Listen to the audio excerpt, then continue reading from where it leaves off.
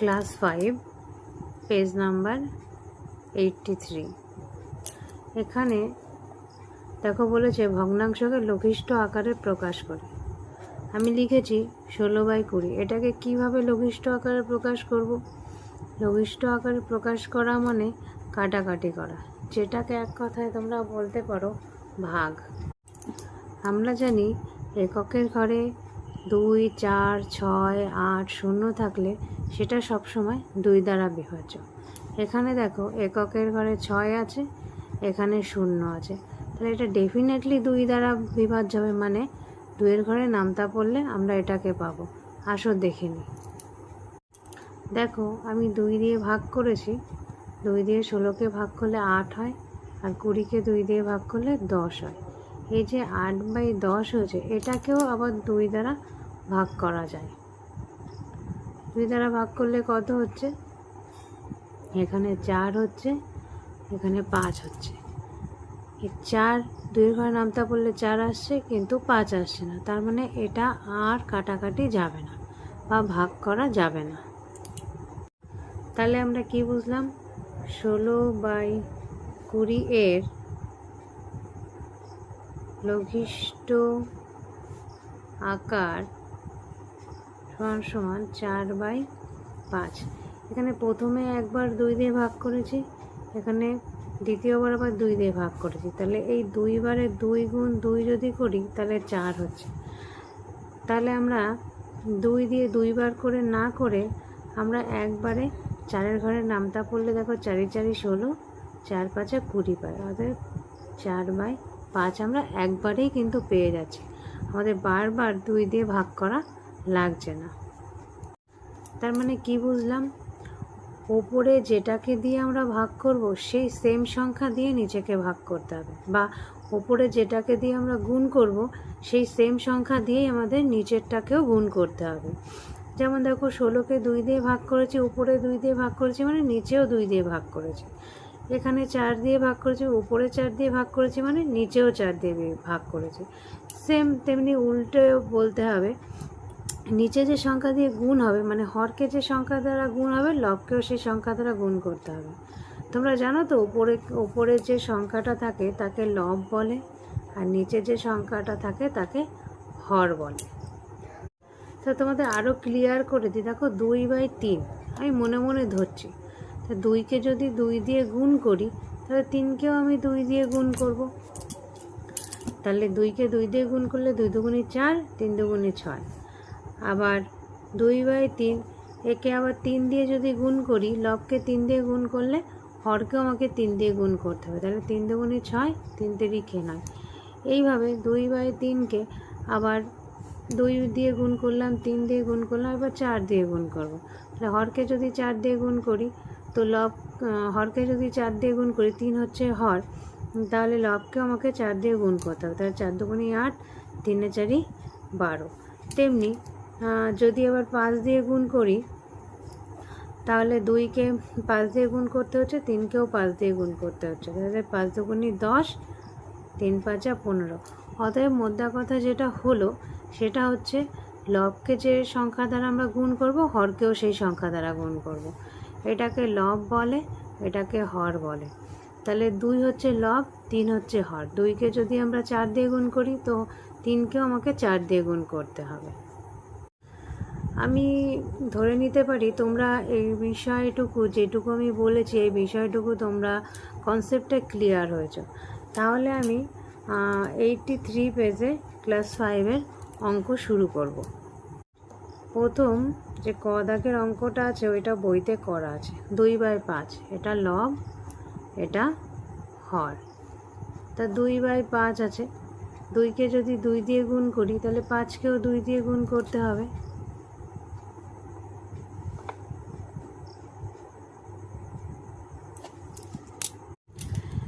ক দাগের যে অঙ্কটা আছে 2/5, উপরে লব নিচে হর, তার লবকে যদি 2 দিয়ে গুণ করি তাহলে হরকেও আমাকে 2 দিয়ে গুণ করতে হবে। তারপরে আছে 2কে মানে লবকে 3 দ্বারা গুণ হচ্ছে, তাহলে হরকেও 3 দ্বারা গুণ হচ্ছে। তারপরে আছে লবকে 4 দ্বারা গুণ হচ্ছে, হরকেও 4 দ্বারা গুণ হচ্ছে। এই করতে করতে পরপর যাচ্ছে। খদ্দাকটা আমি পাতাচ্ছি, 2/7 আছে। তাহলে এখানে দেখো নিচে 14 আছে, তারপরে উপরে 6 আছে, তারপরে উপরে 10 আছে। তার এই মানেটা কি? এই 14 মানেটা কি? 7-এর ঘরে নামতা পড়ো, কখন 14 হচ্ছে? 14 মানে 7 গুণ 2। তাহলে হরকে যদি 2 দিয়ে গুণ হয়, তাহলে লবকেও আমাকে 2 দিয়ে গুণ করতে হবে, তবেই নিচে 14 হবে, উপরে 4 হবে। তেমনি দেখো উপরে 6 আছে, উপরে 6 মানে কি? 2-এর ঘরে নামতা পড়লে কখন 6 হচ্ছে? 3 দুগুণে 6, 2কে 3 দিয়ে গুণ হচ্ছে, তবেই তো এই 6টা আসছে। তো সেহেতু তাহলে নিচেও 7কে আমার 3 দিয়ে গুণ করতে হবে, তাহলে এখানে কত হবে? 21 হবে। তারপরে দেখো লবে আছে 10, তার মানে 2কে 5 দ্বারা গুণ হচ্ছে, তেমনি 7কেও 5 দ্বারা গুণ করতে হবে, তাহলে 5 7 35, এখানে হবে 35। আশা করছি তোমরা সবাই বুঝেছ। তবুও আরেকবার বলছি, লবকে এখানে লব 6 আছে, তার মানে 2-এর ঘরের নাম, এটা হচ্ছে মূল সংখ্যা। তাহলে 2-এর ঘরের নামটা পরে 6 কখন হচ্ছে? যখন আমরা 2কে 3 দ্বারা গুণ করছি, তখনই 6 হচ্ছে। তাহলে লবকে যদি আমি 3 দ্বারা গুণ করি, তাহলে হরকেও আমাকে 3 দ্বারা গুণ করতে হবে, তাহলে 3 3 7 21 হচ্ছে। এখানে হর দেওয়া ছিল 14, কখন 14 হয়? 7 দুগুণে 14, মানে হরকে 7কে যদি 2 দ্বারা গুণ করি তবেই 14 হচ্ছে। তাহলে 2কেও আমাকে 2 দ্বারা গুণ করতে হবে, 2 দুগুণে 4। আশা করি তোমরা এইটুকু বুঝতে পেরেছো। এইটাও সেম অঙ্ক। দেখো এখানে 9 আছে, 3-এর সঙ্গে কত গুণ করলে 9 হয়? তবে 3-এর সঙ্গে, এখানে 3-এর সঙ্গে 3 গুণ করলে 9 হয়, তার মানে এখানে 8-এর সঙ্গেও 3 গুণ করতে হবে। এখানে নিচে 32 আছে, তার মানে 8-এর ঘরের নামতা 4 8 32, এটাকে কি করছে? 8-এর সাথে 4 গুণ করছে, তার মানে ওপরেও 3-এর সঙ্গে 4 গুণ হবে। এখানে 18 আছে, 3-এর ঘরের নামতা পড়ো, কখন 18 হচ্ছে? 3 6 18, 3-এর সাথে 6 গুণ করে এখানে 18 হচ্ছে, তার মানে এখানে 8-এর সঙ্গেও 6 গুণ করতে হবে। তারপর দেখো নিচে 64 আছে, 8-এর ঘরে নামতা পড়ো, কখন 64 হয়? 8-এর সঙ্গে 8 গুণ করলে তবেই 64 হয়, তার মানে উপরেও 3-এর সঙ্গে 8। মূল সংখ্যাটা হচ্ছে এটা হচ্ছে মূল সংখ্যাটা, এটার ঘরে নামতা পড়েই আমাকে করতে হবে। তাহলে 3-এর সঙ্গে এখানে 8 গুণ হচ্ছে, তাহলে এখানে কি হবে? 3/8 সমান উপরে 9 ছিল, তার মানে 3 8 24। এখানে নিচে 32 ছিল, মানে 4 8 32, মানে 3 4 12। তারপরে কি আসছে? উপরে 18 ছিল, তার মানে 3 6 18, 6 গুণ হয়েছে 3-এর সঙ্গে, তাহলে 8-এর সঙ্গেও 6 গুণ হবে, তাহলে হচ্ছে 6 8 48। তারপরে কত ছিল? তারপরে ছিল হচ্ছে নিচে 64, তার মানে 8 8 64, 8-এর সঙ্গে 8 গুণ, তাহলে 3-এর সঙ্গেও 8 গুণ হচ্ছে, তাহলে 3 8 24 হবে। ঘর দাগের অঙ্কটা দেখে কেউ ঘাবড়ে যেও না, এটা কোনো হাতি ঘোড়া অঙ্ক নয়, এটা সেম জিনিস। মূল সংখ্যাটা নেই, মূল সংখ্যাটা আমাকে বের করে নিতে হবে। এখানে কি আছে? 21/27, 21/27। এটা দেখো 3-এর ঘরে নামতা পড়লে আমরা পাই, এর জন্য কিন্তু তোমাদের নামতা মুখস্থ রাখতে হবে।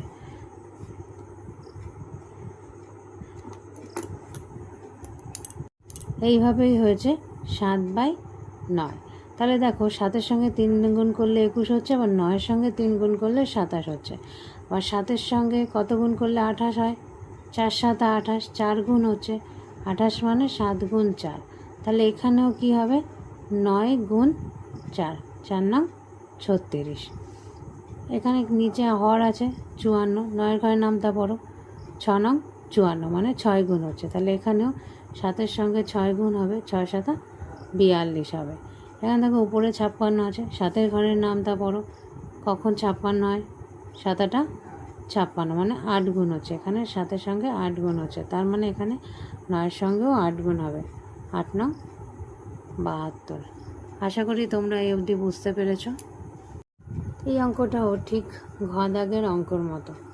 এখানে মূল সংখ্যাটা বের করা নেই, আমাদের বের করে নিতে হবে। 24 আর 33 কি করে বের করব? দেখো এই দুটো সংখ্যাই 3 দ্বারা বিভাজ্য। 3-এর ঘরে নামতা পড়লে আমরা 24 পাই, 33 পাই। আর 24কে যদি আমি 3 দিয়ে ভাগ করি, আর 33কে যদি আমি 3 দিয়ে ভাগ করি, এখানে 8 পাবো, 3 8 24, এখানে 11 পাবো। তাহলে মূল সংখ্যাটা আমি পেয়ে গেলাম। এখানে লিখে ফেললাম 8/11। তাহলে এখানে 3 8 24, 3 11 33, মানে 11-এর সঙ্গে 3 গুণ হয়েছে, 8-এর সঙ্গে 3 গুণ হয়েছে। তেমনি উপরে দেখো 40 আছে, তাহলে সোজা এখানে চলে আসবো, 8-এর ঘরে নামতা পড়বো। কখন 40 হয়? 5 8 40, তার মানে 8-এর সঙ্গে এখানে 5 গুণ হয়েছে। আর এখানে 11-এর সঙ্গেও 5 গুণ করতে হবে, 5 11 55। নিচে 66 আছে, সোজা এখানে চলে আসি। 11-এর ঘরে নামতে বলে কখন 66 হয়? 11-এর সঙ্গে 6 গুণ করলে তবেই 66 হয়। তার মানে 6 গুণ হচ্ছে, 8-এর সঙ্গেও 6 গুণ হবে। 8-এর সঙ্গে 6 গুণ হলে কত হবে? 6 48। এখানে কত আছে? 64। তাহলে সোজা এখানে চলে আসি, 8-এর ঘরে নামতে পড়ি, কখন 64 হয়? 8 8 64, মানে 8-এর সঙ্গে 8 গুণ হচ্ছে তবেই 64 হচ্ছে। তার মানে 11-এর সঙ্গেও আমাকে 8 গুণ করতে হবে। তাহলে 11-এর সঙ্গে 8 গুণ করলে কত হবে আমাদের? 88। দেখো এই একইভাবে ছদ্দাগের অঙ্ক, এই ছদ্দাগের অঙ্কটা করা হয়ে গেছে। এবার ছদ্দাগের অঙ্কটা দেখো। এই যে প্রথমে 21/36 আছে, তারপরে ঘর ফাঁকা ছিল, তারপরে 35/60, তারপরে এই আছে। মেন সংখ্যাটা ছিল না, এখানে আমি মেন সংখ্যাটা বের করে নিয়েছি। দেখে ঘাবড়ানোর কোনো ব্যাপার নেই। 21 আর 36 3 দ্বারা বিভাজ্য, 3 দিয়ে ভাগ করে 7/12 হয়েছে। তো পরের সংখ্যা আমি 7/12 পাতিয়ে দিয়েছি, মানে এইটা তোমার মূল সংখ্যাটা। তাহলে 7-এর সঙ্গে 3 গুণ করলে 21 হচ্ছে, অতএব তাহলে 12-এর সঙ্গেও 3 গুণ হবে, তাই 36। এখানে দেখো 7-এর সাথে 5 গুণ হয়ে 35 হয়েছে, তাহলে 12-এর সঙ্গেও 5 গুণ হবে, তাই 60। বা 7-এর সঙ্গে 7 গুণ হয়ে 49, তাহলে 12-এর সাথে 7 গুণ হয়ে 84। আশা করি তোমরা প্রত্যেকে অঙ্কগুলো বুঝতে পেরেছো। যদি বুঝতে পারো তাহলে তোমাদের ভালোবাসা দিও, আমাকে লাইক করো, কমেন্ট করো, কমেন্ট করে জানিও তোমাদের কেমন লাগলো।